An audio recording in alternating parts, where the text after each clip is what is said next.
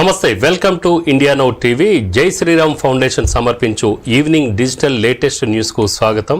ముందుగా ప్రపంచ వార్తలు చూసినట్లయితే ఐర్లాండ్ రాజధాని డబ్లిన్ మహానగరంలో వాసవి మాత అగ్ని ప్రవేశ దినోత్సవం వేడుకలు ఘనంగా నిర్వహించారు. శ్రీ వాసవి సమాఖ్య ఐర్లాండ్ వారి ఆధ్వర్యంలో త్రిశక్తి స్వరూపిణి సకల వేద స్వరూపిణి అయిన వాసవి కన్యకా పరమేశ్వరి అమ్మవారి అగ్ని ప్రవేశ దినోత్సవాన్ని పురస్కరించుకొని మాఘశుద్ధ విధియ రోజు 100 మందికి పైగా వాసవి మాత భక్తులు అమ్మవారికి విశేష అభిషేకం నిర్వహించారు. సామూహిక కుంకుమార్చన, లలిత సహస్రనామ పఠనము, మణిదీప వర్ణ నిర్వహించారు. ఆంగ్లంలోకి అనువదించిన వాసవి దివ్య కథను భక్తులందరికీ చదివి వినిపించారు.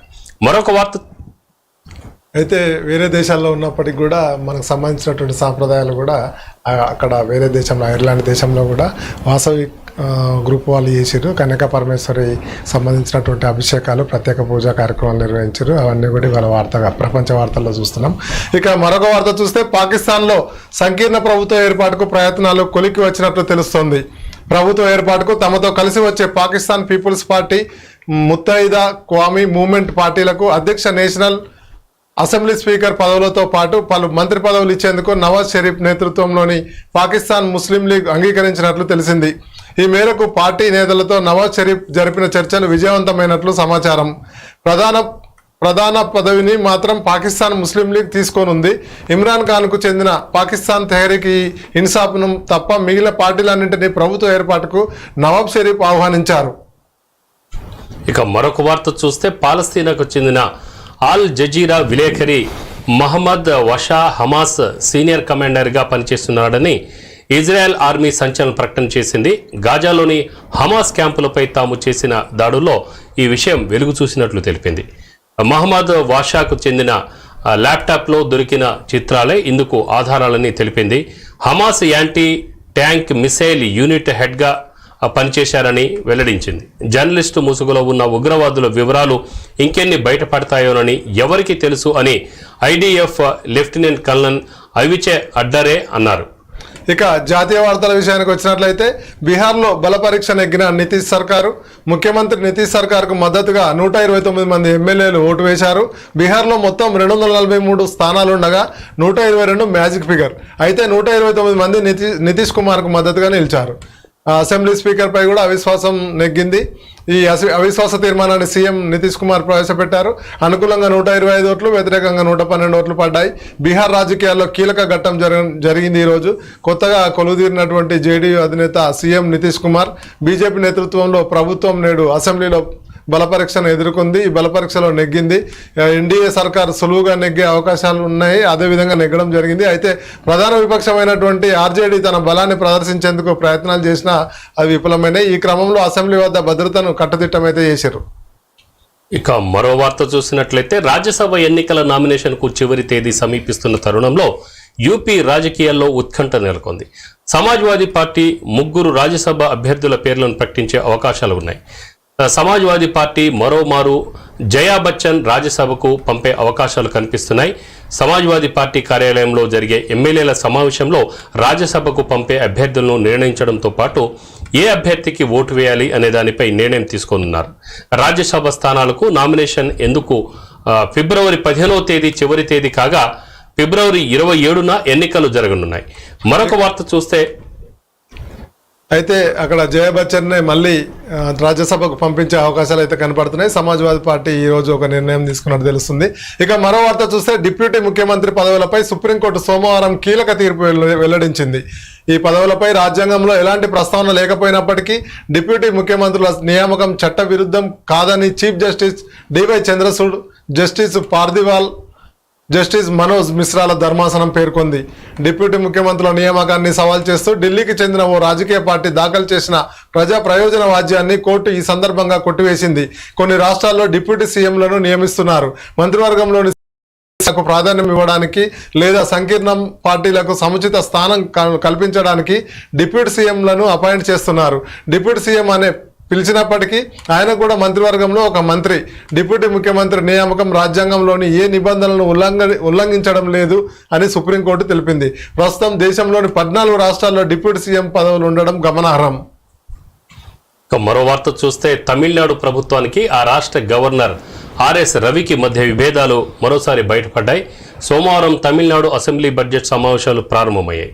తొలి రోజు ఉభయ సభలను ఉద్దేశించి ప్రసంగించేందుకు గవర్నర్ ఆర్ఎస్ రవి అసెంబ్లీకి వచ్చారు. ప్రారంభించిన కొద్ది నిమిషాలకే గవర్నర్ తన ప్రసంగాన్ని ముగించారు. సీఎం స్టాలిన్ స్పీకర్ ఎమ్మెల్యేలకు శుభాకాంక్షలు చెప్పి అనంతరం తాను ప్రసంగం చదవడం లేదని తెలిపారు. ప్రసంగంలోని అంశాలు సరిగా లేవని, ప్రసంగం ప్రారంభించే ముందు పూర్తయిన తర్వాత జాతీయ గీతం ఆలపించాలని తాను చేసిన విజ్ఞప్తిని ప్రభుత్వం పట్టించుకోలేదని, అందుకే తాను ప్రసంగం చదవలేదని గవర్నర్ తెలిపారు. అయితే తమిళనాడులో గవర్నర్ కు ప్రభుత్వానికి మధ్య జరుగుతుంది చూస్తూనే ఉన్నాం. ముఖ్యమంత్రి గవర్నర్ కు మధ్య విభేదాలు అప్పుడప్పుడు వివాదాస్పదం అయితేనే ఇది కూడా ఈ రోజు కూడా అదే జరిగింది అనేది మనకు ఈ వార్త ద్వారా తెలుస్తుంది. ఇక మరో వార్తకు వెళ్తే ఉత్తరప్రదేశ్ మధుర పరిధిలోని మహావాన్ వద్ద యమునా ఎక్స్ప్రెస్ రహదారిలో రోడ్డు ప్రమాదం జరిగింది. 40 మందితో ప్రయాణిస్తున్న బస్సు కారు ఢీకొన్న సంఘటనలో 5గురు మృతి చెందినట్లు తెలుస్తోంది.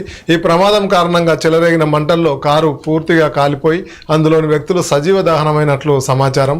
బస్సులో ఉన్న వారంతా ప్రమాదం నుంచి సురక్షితంగా బయటపడినట్లు సమాచారం అయితే అందుతుంది. మరొక వార్త చూస్తే కేంద్ర పాలిత ప్రాంతం పుదుచ్చేరిలో కాటన్ క్యాండీ తీపి తినుబండారం విక్రయాలపై నిషేధం విధిస్తున్నట్లు లెఫ్టినెంట్ గవర్నర్ తమిళిసై సుందర్రాజన్ ప్రకటించారు. విషపూరిత రసాయనాలను ఉపయోగించి కాటన్ క్యాండీలను తయారు చేస్తున్నారనే కారణంతో వీటిపై నిషేధం విధించారు. ఒక వీడియోలో పుదుచ్చేరి లెఫ్టినెంట్ గవర్నర్ తమిళిసై సౌందరరాజన్ మాట్లాడుతూ క్యాండీలో విషపూరిత రోడోమైన్ బి ఉన్నట్లు ఆహార అధికారులు కనుగొన్నారని తెలిపారు. ఆరోగ్యంపై ప్రతికూల ప్రభావం చూపే రసాయనాలను కలపడం వల్లే కాటన్ క్యాండీ విగ్రహాలను ఈ స్వీట్లను నిషేధిస్తున్నట్లు లెఫ్టినెంట్ గవర్నర్ తెలిపారు. అంటే చూడండి, చాలా పిల్లల విషయంలో మంచిగా చూడడానికి అట్రాక్షన్ కనపడతాయి కాబట్టి కలర్ కూడా వేసి ఉంటుంది కాబట్టి పిల్లలు అవే కావాలని చెప్పేసి తింటుంటారు, ఎక్కువ అట్రాక్షన్ ఉంటాయి. అయితే దాంట్లో రసాయనాలు కలుపుతున్నాయి, కెమికల్ కలపడం వల్ల ప్రాణాలకే ఇబ్బంది ఏర్పడే అవకాశం ఉందని చెప్పేసి అది ఆల్రెడీ ఫుడ్ సేఫ్టీకి సంబంధించినటువంటి ఆఫీసర్స్ కూడా చెప్పారని సౌందరరాజన్ మన గవర్నర్, అదేవిధంగా అక్కడ లెఫ్టినెంట్ గవర్నర్గా పనిచేస్తున్నటువంటి తమిళిసై సౌందరరాజన్ ఈరోజు ఒక మంచి నిర్ణయం అయితే తీసుకుంది. అక్కడ వాటిని నిషేధించడం జరిగింది. ఇక మరొక వార్త చూసినట్లయితే బీహార్లో బీజేపీ మద్దతు ప్రభుత్వాన్ని ఏర్పాటు చేసిన నితీష్ కుమార్ పై ఆర్జేడీ నేత తేజస్వి యాదవ్ తీవ్రమైన విమర్శలు గుప్పించారు. బీహార్లో ప్రధానమంత్రి నరేంద్ర మోడీని ఆధ్వర్యంలో బీజేపీని తాము ఎదుర్కొంటామని అన్నారు. ఒక టర్మ్లో 3 సార్లు ముఖ్యమంత్రి ప్రమాణం చేసిన సీఎంగా నితీష్ కుమార్ మిగిలిపోతారని తేజస్వి యాదవ్ ఎద్దేవా చేశారు.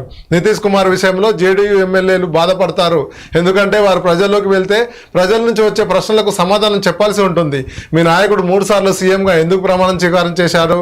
గతంలో బీజేపీని తిట్టి ఇప్పుడు అదే పార్టీని పొగుడుతున్నారని ప్రజలు ప్రశ్నిస్తే ఏం సమాధానం చెప్తారు అని జేడీయూ ఎమ్మెల్యేలను తేజస్వి యాదవ్ ప్రశ్నించారు.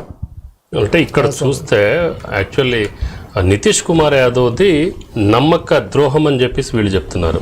అంటే ఫస్ట్లో వాళ్ళకు మెజారిటీ తక్కువ ఉంది నితీష్ కుమార్ పార్టీకి, అయినా కూడా పెద్ద మనసుతో ఆయనకి ఇచ్చారు వాళ్ళు సంకీర్ణ సీఎం కూటమిలో ఏర్పడి. అయితే ఇక్కడ నితీష్ కుమార్కు అధికారమే ముఖ్యం అనేటువంటి ఒక ఆరోపణ అయితే వస్తుంది. 3 సార్లు ప్రమాణ స్వీకారం చేసినటువంటి ముఖ్యమంత్రి ఒకటే టర్మ్లో 5 సంవత్సరాల్లో ఒక ముఖ్యమంత్రి ఉంటాడు. కానీ ఆ ముఖ్యమంత్రి 3 సార్లు కూడా అంటే ఎవరు అయినా పర్లేదు కానీ నేను ముఖ్యమంత్రి ఉంటే చాలు, అధికారంలో ఉంటే చాలు అని ప్రజా సమస్యలు అవసరం లేదు, అభివృద్ధి అవసరం లేదు, అధికారమే పరమావధిగా పనిచేస్తున్నాడు అనేటువంటి ఒక నింద అయితే వస్తుంది. అది ఆరోపణలు అనుకోవచ్చు, లేదంటే వాస్తవాన్ని కనపడుతుంది కదా 3 సార్లు ప్రమాణ స్వీకారం చేసి ప్రజలు కూడా గ్రహిస్తారు. సో నెక్స్ట్ అదే తేజస్వి యాదవ్ కూడా అదే అంటున్నారు, మీరు ఎమ్మెల్యేలు అందరూ ప్రజల్లోకి వెళ్తారు, వెళ్ళినప్పుడు ప్రజలు అడిగే ప్రశ్నలకు మీరు సమాధానం చెప్పగలుగుతారా అని చెప్పేసి ఆయన ప్రశ్నిస్తున్నాడు. ఇక మరో వార్త చూద్దాం. మాజీ మంత్రి పొంగూరు నారాయణపై ఆయన మరదలు ప్రియ నెల్లూరు ఎస్పీ తిరుమలేశ్వర్ రెడ్డికి ఫిర్యాదు చేశారు. తనను నారాయణ ఇంకా వేధిస్తున్నారని ఫిర్యాదు పేర్కొన్నారు. తనకు ఎలాంటి ఆరోగ్య సమస్యలు లేవని, తనను పిచ్చిదానిలా క్రియేట్ చేస్తున్నారని ఆమె ఆగ్రహం వ్యక్తం చేశారు. అంతకుముందు ప్రియా ఇంటి ముందు హైడ్రామా చోటు చేసుకుంది. నారాయణపై ఫిర్యాదు చేసేందుకు వెళుతున్న ప్రియను ఇంటి వద్ద ఆమె భర్త మణి ఇతర కుటుంబ సభ్యులు అడ్డుకున్నారు. వీధి చివరి నుంచి తప్పించుకొని మరీ ప్రియా ఎస్పీకి ఫిర్యాదు చేశారు. మరొక వార్త అయితే ఇక్కడ నారాయణ మర్దలు ప్రియ ఎస్పీ దగ్గరికి వెళ్ళింది. అంతకంటే ముందే గతంలో చాలాసార్లు ఆమె ఫిర్యాదు చేస్తుందని చెప్పేసి ఆరోపణలు అవుతున్నాయి. ఆ నారాయణ ఆమెను వేధిస్తుండని చెప్పేసి లైంగికంగా వేధిస్తున్నాడు అనేటువంటి ఒక ఫిర్యాదు అయితే వచ్చింది. అయితే వాళ్ళు ఆమెను పిచ్చిదానిలాగా చూస్తున్నారు. ఆమెకు పిచ్చి లేచింది, అందుకే అట్లా చేస్తుందని చెప్పేసి అధికారులకు చెప్పి ఆమెను ఒక పిచ్చి ఆమెలాగా క్రియేట్ చేయడం జరిగిందని చెప్పేసి కూడా ఆమె బయటకు వచ్చి మీడియా ముందు కూడా చెప్పింది. ఇట్లాంటి అయితే లోతుగా పరిశీలించాల్సిన అవసరం ఉంది, విచారణ చేయాల్సిన అవసరం ఉంది. ఒకవేళ నిజంగానే ఆయన మాజీ మంత్రి ఆ రకమైనటువంటి వేధింపులకు పాల్పడితే మాత్రం చట్టపరమైనటువంటి చర్యలు తీసుకోవాలని చెప్పేసి ప్రజల నుంచి అయితే డిమాండ్ వస్తుంది. ఇక ఇంకో వార్త చూస్తే ఆంధ్రప్రదేశ్ డిఎస్సి నోటిఫికేషన్ విడుదలైంది. 6,100 పోస్టులతో నోటిఫికేషన్ను విద్యాశాఖ మంత్రి బొత్స సత్యనారాయణ విడుదల చేశారు. ఎస్జిటీలు 2,280, స్కూల్ అసిస్టెంట్లు 2,299, టీజీటీలు 1,264, పీజీటీలు 215, ప్రిన్సిపాల్ 42 పోస్టులకు నోటిఫికేషన్ విడుదలైంది. ఈ రోజు నుంచి ఫిబ్రవరి 21 వరకు ఫీజు చెల్లింపుకు గడువు ఇచ్చారు. ఫిబ్రవరి 22 వరకు దరఖాస్తులు స్వీకరించనున్నారు. మార్చి 5 నుంచి హాల్ టికెట్లు డౌన్లోడ్ చేసుకునే అవకాశం ఉంది. మార్చి 15 నుంచి 30 వరకు ఆన్లైన్లో పరీక్షలు నిర్వహించనున్నారు.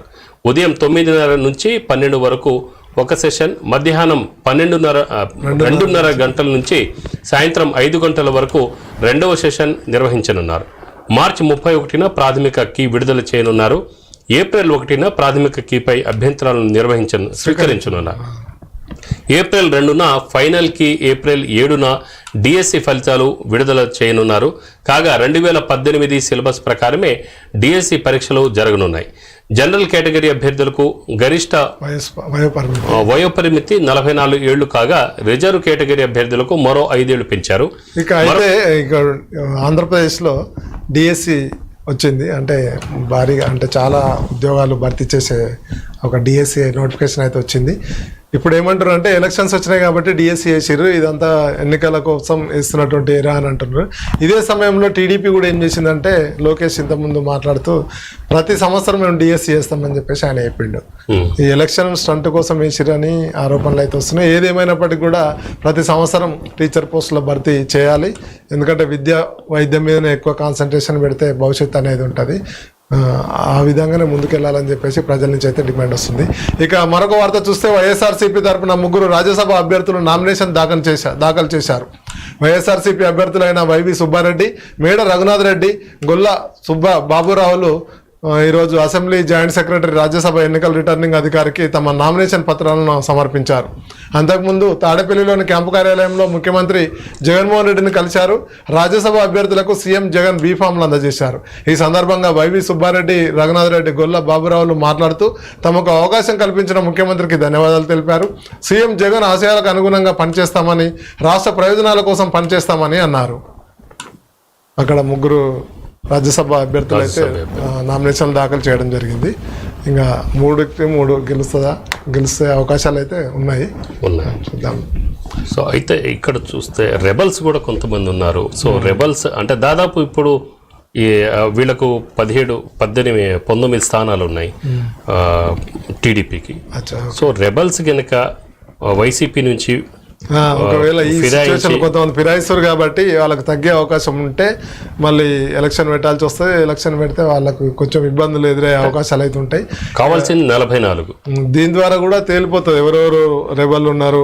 లోపాయకారికంగా ఒప్పందం చేసుకొని కొంతమంది వేరే పార్టీకి సపోర్ట్ చేస్తే కూడా ఇప్పుడు ఈ ఎన్నికల ద్వారా 41 ఏళ్ల తర్వాత తెలుగుదేశం పార్టీ రాజ్యసభలో ప్రాతినిధ్యం కోల్పోతుందనే వార్తలు కూడా వస్తున్నాయి. సో దీన్ని బట్టి మరి చంద్రబాబు నాయుడు చాణక్యుడు అని అంటారు కాబట్టి ఎలాగైనా ఏదైనా ప్రయత్నాలు చేసి రాజకీయ ఎత్తుగడలు ఏ పార్టీ అయినా చేస్తుంది. ఆ ఎత్తుగడలో భాగంగా ఇప్పుడు జనసేన ఉంది, బీజేపీ ఉంది, టీడీపీ ఉంది, ఇవన్నీ అలయన్స్ కాబోతున్నాయి. కాబట్టి ఈ పొత్తుల్లో భాగంగా చాలా మంది కూడా వైఎస్ఆర్సీపీ నుంచి టికెట్ రానోళ్ళు కానీ, లేకుంటే ఉన్న సిట్టింగ్ ఎమ్మెల్యేలు కూడా కొంతమంది అసంతృప్తితో ఉన్నటువంటి వాళ్ళు కూడా ఉన్నారు. వాళ్ళందరూ కూడా వేరే పార్టీ వైపు చూస్తున్నారు. కాబట్టి వాళ్ళందరూ ఒకవేళ ఈ రాజ్యసభ ఎన్నికల్లో ఓటు వేయకుండా వాళ్ళకి ఏమన్నా వేసే అవకాశాలు ఉంటే ఉండొచ్చు. ఇక మరొక వార్త చూద్దాం. షర్మిల ఇప్పుడు కొత్త అవతారం ఎత్తారని మంత్రి ఆర్కే రోజా ఎద్దేవా చేశారు. మొన్నటి వరకు తెలంగాణ బిడ్డనని అన్నారు. తెలంగాణలో పార్టీ పెట్టి గాలికి వదిలేశారు షర్మిల. సో తెలంగాణలో ఏం చేశారు, ఇప్పుడు ఏం చెబుతున్నారు, వైఎస్ఆర్ బిడ్డ అని చెప్పుకోవడం తప్ప ఆయన కోసం చేసింది ఏమీ లేదని మంత్రి రోజా మండిపడ్డారు. రాష్ట్రాన్ని ముక్కలు చేసి ప్రత్యేక హోదా లేకుండా చేసింది కాంగ్రెస్ పార్టీ. వైఎస్ఆర్ కుటుంబాన్ని విచ్ఛిన్నం చేసింది కాంగ్రెస్ పార్టీ. వైఎస్ఆర్ చనిపోతే ఆయన పేరు ఎఫ్ఐఆర్లో చేర్చింది ఈ కాంగ్రెస్ పార్టీ. అలాంటి పార్టీలో షర్మిల చేరారు అని రోజా ప్రశ్నించారు. వైఎస్ఆర్కు నిజమైన వారసుడు జగనన్న ఒక్కరే.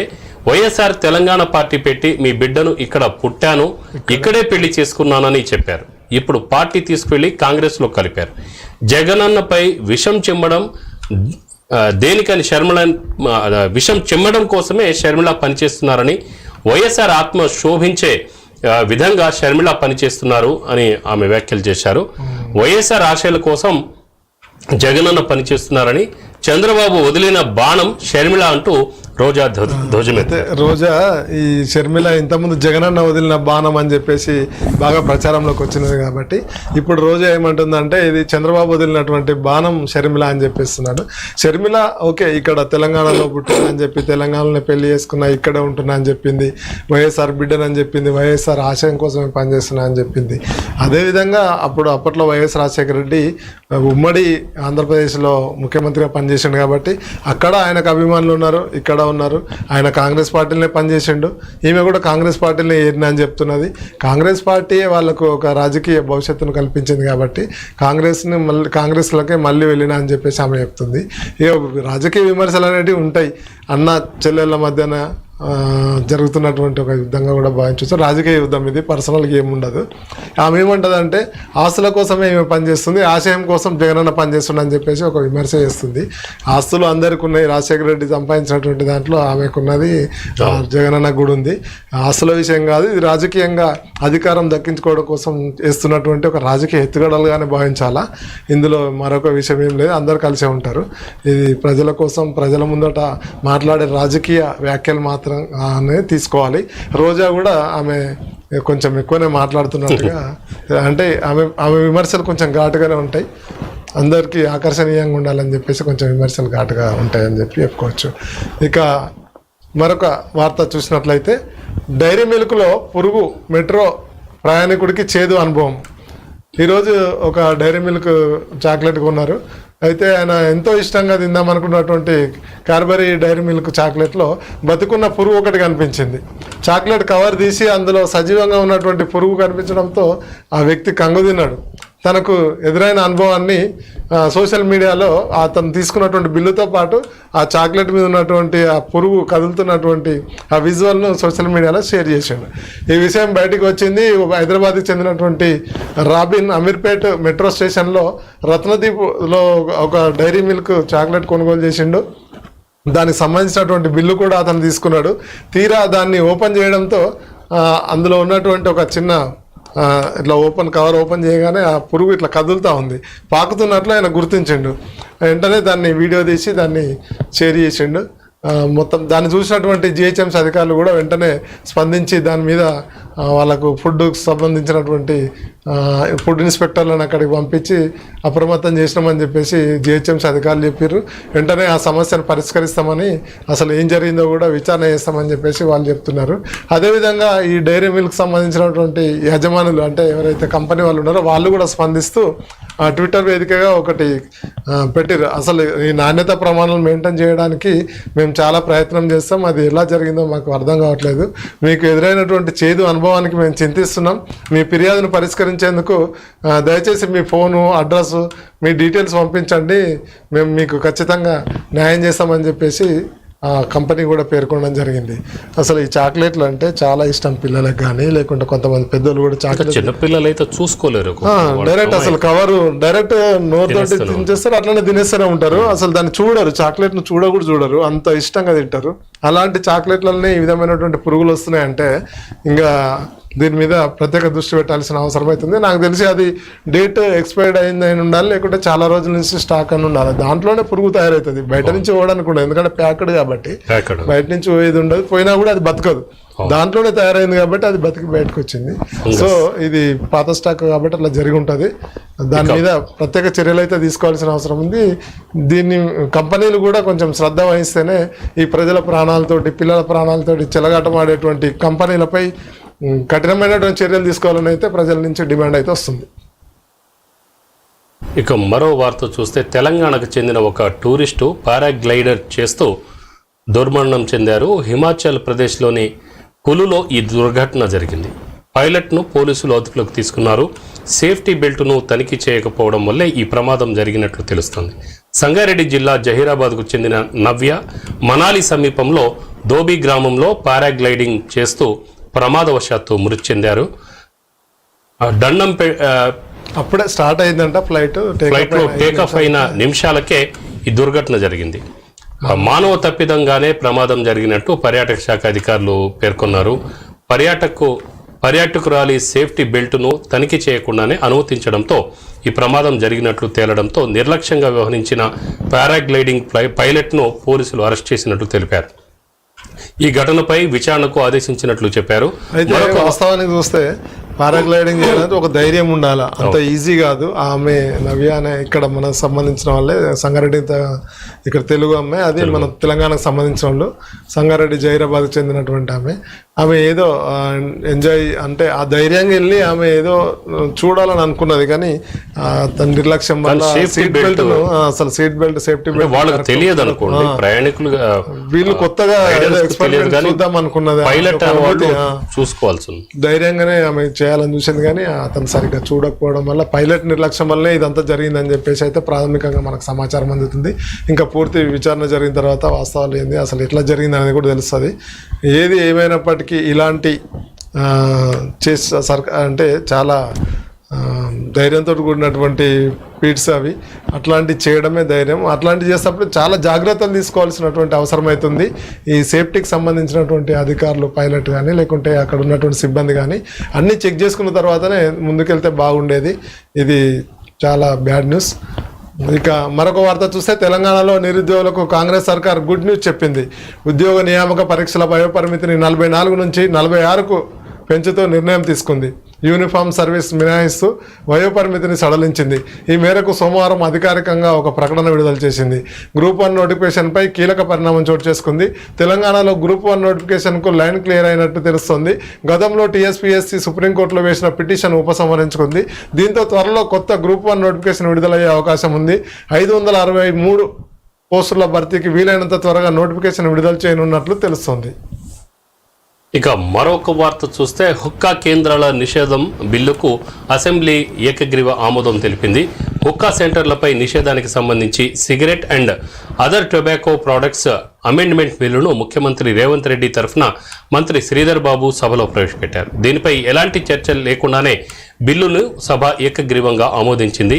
ఈ మేరకు స్పీకర్ ప్రసాద్ కుమార్ ప్రకటించారు. ఈ సందర్భంగా మంత్రి శ్రీధర్ బాబు మాట్లాడుతూ మాదక ద్రవ్యాల మహమ్మారి నుండి యువతను కాపాడేందుకు ఈ నిర్ణయం తీసుకున్నట్లు వెల్లడించారు. సిగరెట్ పొగ కంటే హుక్కా మరింత హానికరమని చెప్పారు. ఏదైతే చాలా మంచి నిర్ణయము, అసెంబ్లీలో ఈ బిల్లు పెట్టి వెంటనే ఆమోదించారు, ఎలాంటి అభ్యంతరాలు లేకుండా. వాస్తవానికి కూడా ఈ పొగ వల్లనే చాలా ఇబ్బంది అవుతుంటుంది, ఊపిరితిత్తుల లంగ్స్ ఈ ప్రాబ్లమ్స్ ఉంటాయి. అదే కాకుండా ఇప్పుడు ఈ హుక్కా అనేది చూస్తున్నాను, అక్కడక్కడ హుక్కా సెంటర్లో అంత యువతనే, అంత ఇంటర్మీడియట్ డిగ్రీకి సంబంధించినటువంటి పిల్లలు యూత్ అంతా హుక్కా పీలుస్తుంటారు, అసలు ఆ మత్తులోకి వెళ్తుంటారు. ఆ హుక్కాలు కూడా వాడాల్సినవి కాకుండా ఇంకా వచ్చేటువంటి కూడా పెడుతున్నారు.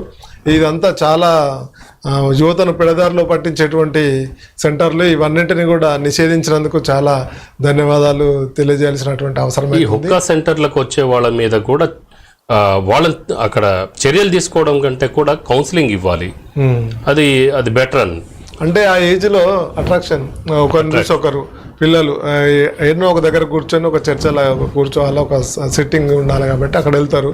ఒకరి నుంచి ఒకరు పొగ ఊదడము, జనరల్గా సిగరెట్ తాగడమే చాలా వ్యసనం, అంటే ఇంకా హుక్కా చాలా డేంజర్. అది అట్లాంటి నిషేధించినందుకు చాలా మంచి పరిణామం అని చెప్పుకోవచ్చు.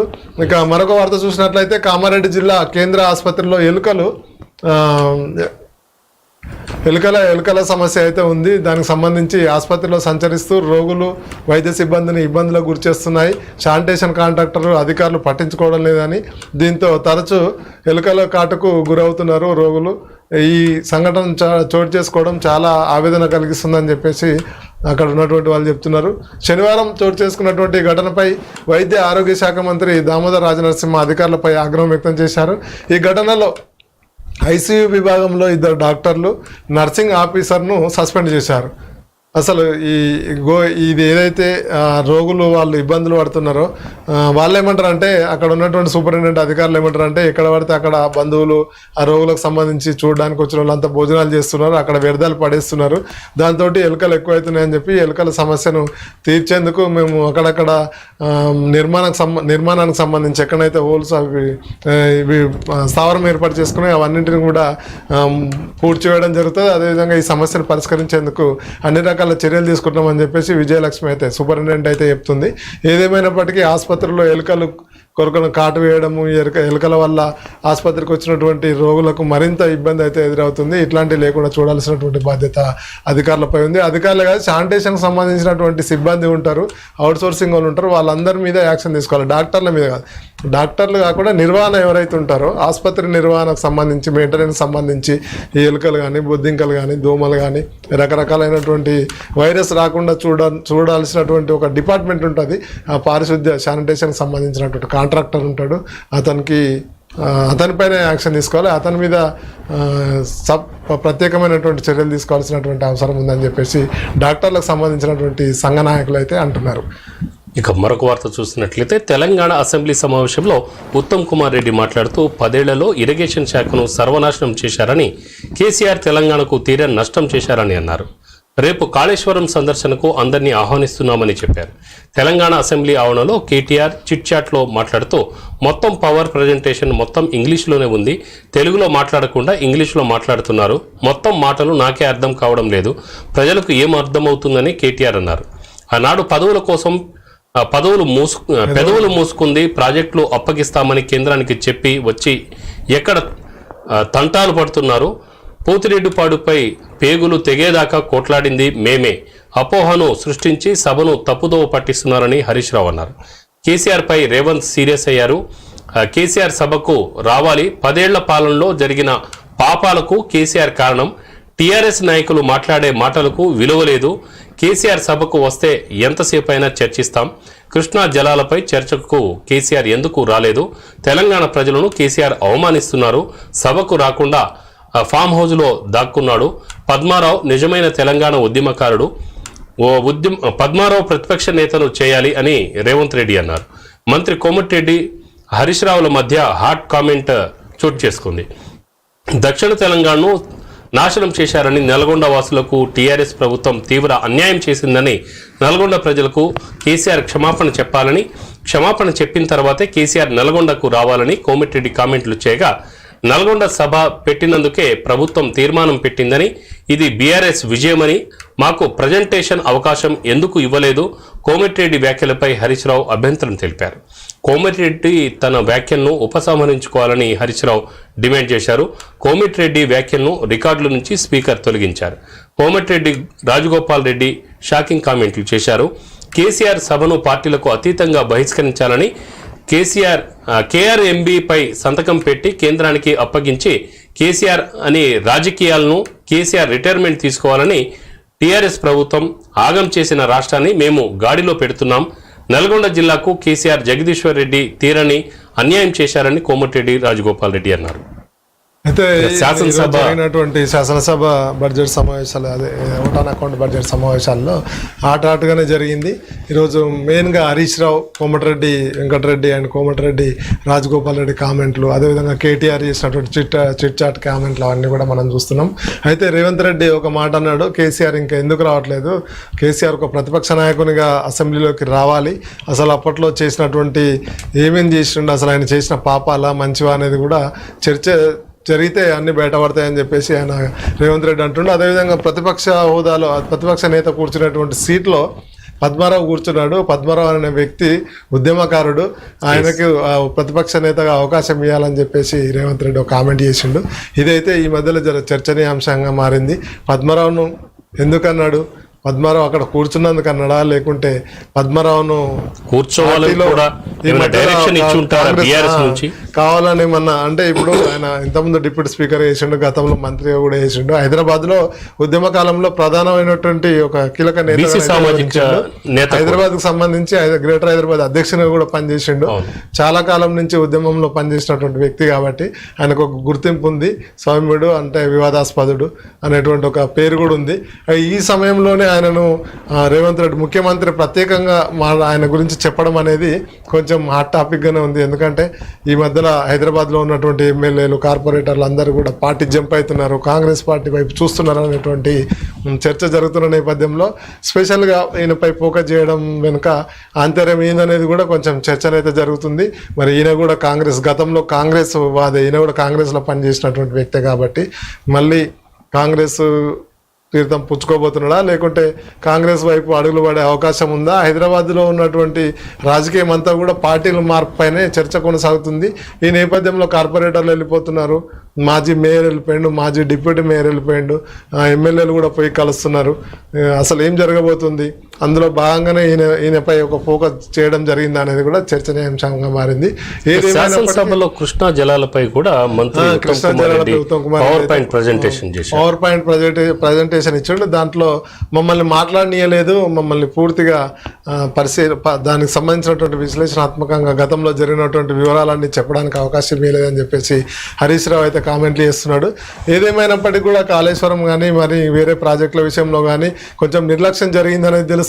అవినీతి అక్రమాలు కూడా జరిగినాయి అనేటువంటి ఆరోపణలు అవుతున్నాయి. ఈ నేపథ్యంలోనే రేపు కూడా కాళేశ్వరం వెళ్ళడం జరుగుతుంది. అందరినీ 3 బస్సుల్లో తీసుకుపోతున్నామని చెప్పేసి ప్రభుత్వం చెప్పింది. ఎమ్మెల్యేలు, ఎమ్మెల్సీలు అందరూ కూడా రావాలని చెప్పేసి కూడా వాళ్ళు కోరడం జరిగింది. అందరు వెళ్ళాలి. మేడిగడ్డ కాళేశ్వరం సంబంధించినటువంటి ఏం జరిగింది, అసలు ఎలా అక్రమాలు జరిగినాయి, అవినీతి జరిగిందా, ప్రాజెక్టు ఎంతవరకు ఉపయోగకరంగా ఉంది, ఈ విషయాలన్నీ కూడా తేలాల్సినటువంటి అవసరం అయితే ఉన్నది.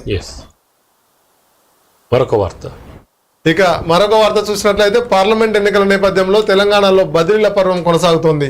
తెలంగాణ పంచాయతీరాజ్ శాఖలో భారీగా బదిలీలు చేస్తూ ప్రభుత్వం ఉత్తర్వులు జారీ చేసింది. రూరల్ డెవలప్మెంట్ శాఖలో 105 మందిని బదిలీ చేసింది. సిఇఓ, డిఆర్డిఓ, అడిషనల్ డిఆర్డిఓ, డిపిఓలకు ప్రభుత్వం స్థానచలనం కల్పించింది. మరోవైపు తెలంగాణ ఎక్సైజ్ శాఖలో కూడా 14 మంది ఎక్సైజ్ సూపరింటెండెంట్లు, 2 ఉప కమిషనర్లు, 9 మంది సహాయ కమిషనర్లను కూడా ప్రభుత్వం బదిలీ చేసింది. ఇప్పటికే తెలంగాణలో పెద్ద ఎత్తున తహసీల్దార్లను బదిలీ చేసిన సంగతి మనకు తెలిసిందే.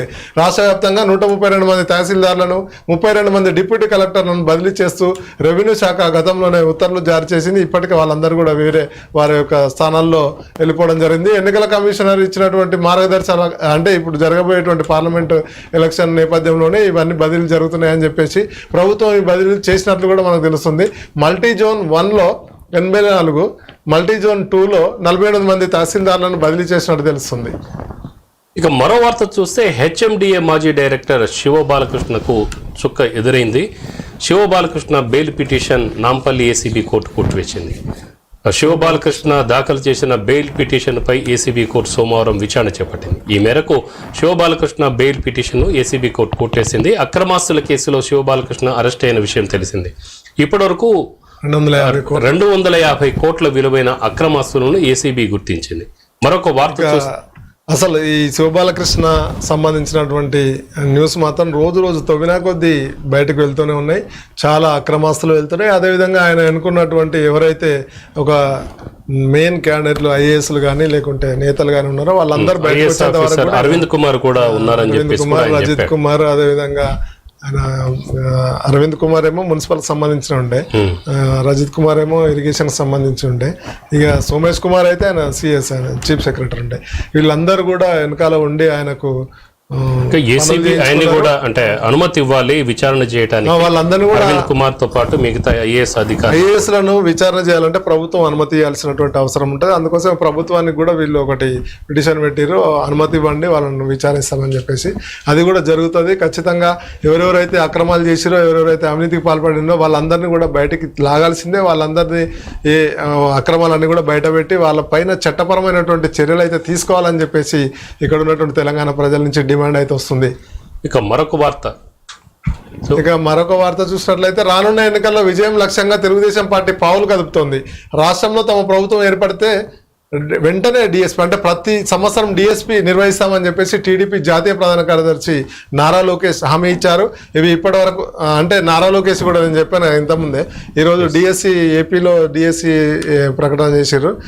అక్కడ డిఎస్సి విడుదల చేసిరు అన్నటువంటి వార్త రాగానే వెంటనే ప్రెస్ మీట్ పెట్టేసి నారా లోకేష్ అంటే ప్రెస్ మీట్ కాదు జనరల్గా ఆయన సభలు జరుగుతున్నాయి కాబట్టి అక్కడ ఆ సభలోనే ఇట్లా జరిగిందని తెలియగానే ఆయన కూడా ప్రతి సంవత్సరం మేము డిఎస్సి పెడతాము, ఇన్ని సంవత్సరాలు లేకుండా ఇప్పుడే పెట్టారు, వాళ్ళు ఎలక్షన్ టైంలో పెట్టారు, కానీ మేము ప్రతి ఏటా కూడా డిఎస్సి నిర్వహిస్తామని చెప్పేసి తెలుగుదేశం పార్టీ ప్రధాన కార్యదర్శి ఎవరైతే జాతీయ ప్రధాన కార్యదర్శి లోకేష్ చెప్పిండు. ఇక ఇవి ఇప్పటి వరకు ఉన్నటువంటి లేటెస్ట్ డిజిటల్ అప్డేట్స్. మరిన్ని వార్తలతో మళ్ళీ మీ ముందుకు వస్తాం. అప్పటి వరకు చూస్తూనే ఉండండి ఇండియా నౌ టీవీ. నమస్తే.